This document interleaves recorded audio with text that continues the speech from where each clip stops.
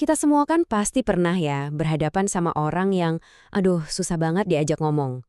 Tapi kali ini kita nggak cuma akan ngebahas soal orang yang sulit. Kita mau menyelam jauh lebih dalam lagi.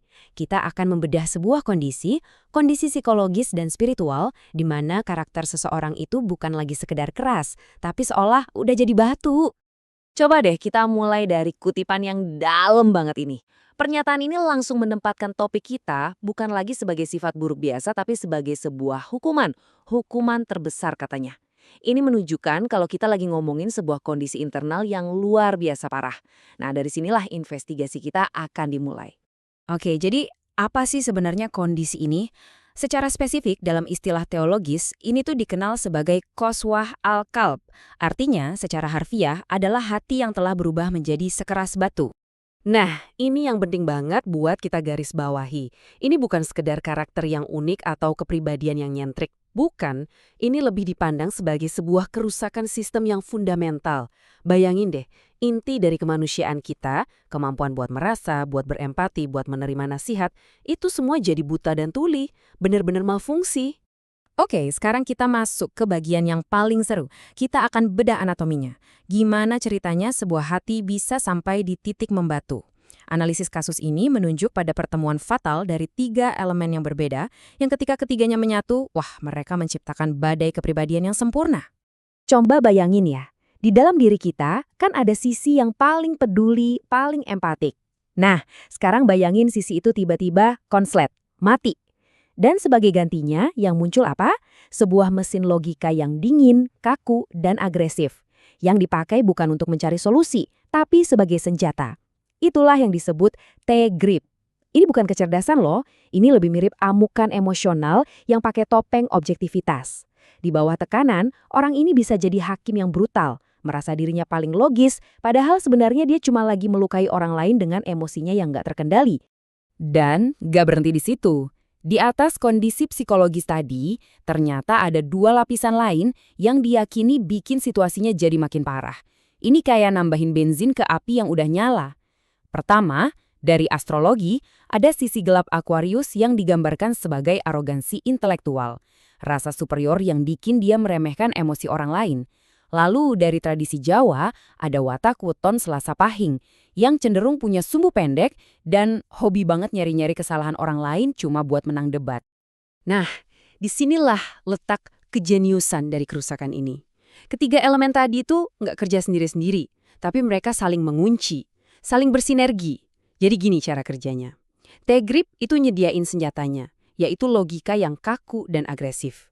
Terus, sisi gelap Aquarius datang sebagai pembenarannya, yang seolah membisikkan, logika kamu itu superior, perasaan mereka itu nggak penting.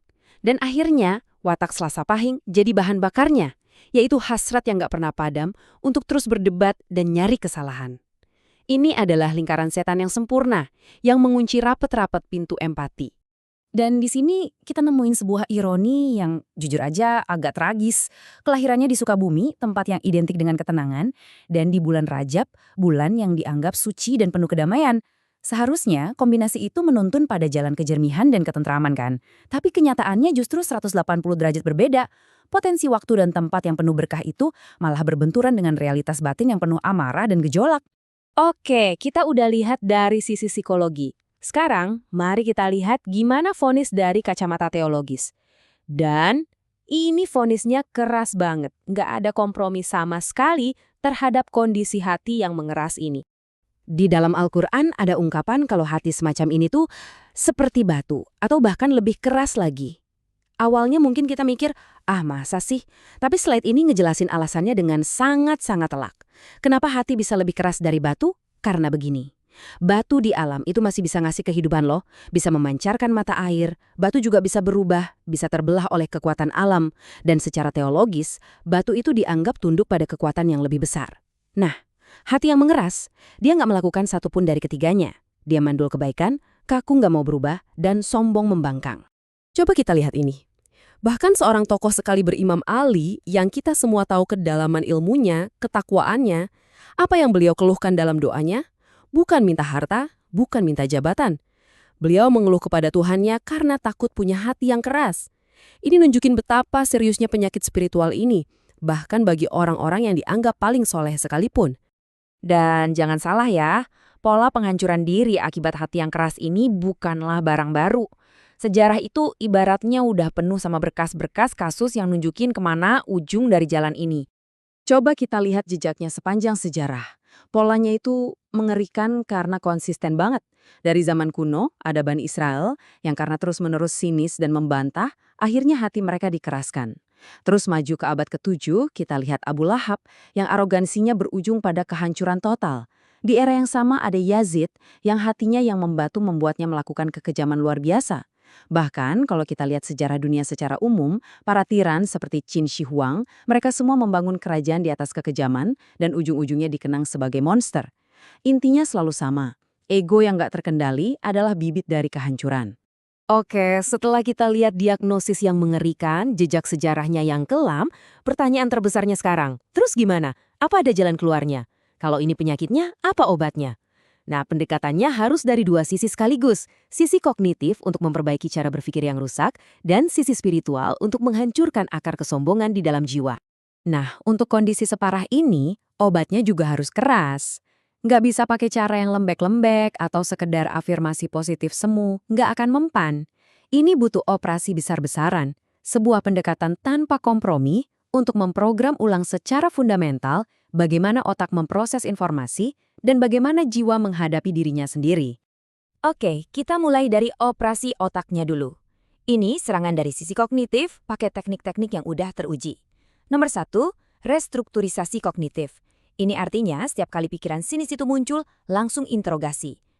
Tunggu dulu, ini beneran fakta atau cuma egonya yang lagi ngambek? Kedua, penghentian pikiran. Pas lagi terjebak di putaran pikiran negatif, secara mental teriakan, cukup. Ini kayak neken tombol reset darurat di otak. Ketiga, pisahkan fakta dari perasaan. Contohnya, dia telat balas pesan, itu fakta. Dia nggak menghargai saya, itu perasaan. Belajar bedain keduanya. Dan terakhir, jadwalkan empati. Wajibkan diri sendiri melakukan kegiatan kreatif yang nggak ada tujuan produktifnya, sekedar untuk membangunkan lagi sisi perasaan yang sudah lama tertidur. Kalau tadi kita operasi otaknya, sekarang kita operasi jiwanya. Ini serangan spiritual yang tujuannya buat menghancurkan si biang kerok utamanya, arogansi. Nomor 1, introspeksi forensik. Ini bukan introspeksi biasa. Ini kayak jadi detektif buat keburukan diri sendiri, bikin daftar kesalahan, bukan buat menyiksa diri, tapi buat bikin ego kita malu. Kedua, kesadaran konstan. Bertindaklah seolah-olah kita selalu diawasi oleh kekuatan yang lebih tinggi, ini akan bikin ego ciut dan gak berani sombong. Ketiga, bunuh asumsi buruk. Latih pikiran secara militan untuk selalu berprasangka baik. Ini bakal bikin sinisme kelaparan sampai mati. Terakhir, dan ini yang paling penting, tundukkan ego. Perlakukan ego bukan sebagai penasihat, tapi sebagai musuh internal yang harus didisiplinkan setiap saat. Ego itu bukan raja, melainkan tiran yang harus digulingkan. Dan akhirnya semua analisis kita, semua pembedahan kita membawa kita pada satu pertanyaan penutup yang cukup bikin merenung. Kita lihat di alam, batu yang paling keras sekalipun ternyata bisa pecah, bisa terbelah. Nah, bagaimana dengan hati manusia? Meskipun kondisinya parah dan diagnosisnya mengerikan, potensi untuk berubah, meski sulitnya bukan main, tetap menjadi tantangan utama kita sebagai manusia. Pertanyaan terbesarnya adalah, apakah hati manusia punya kapasitas yang sama untuk dilunakkan kembali?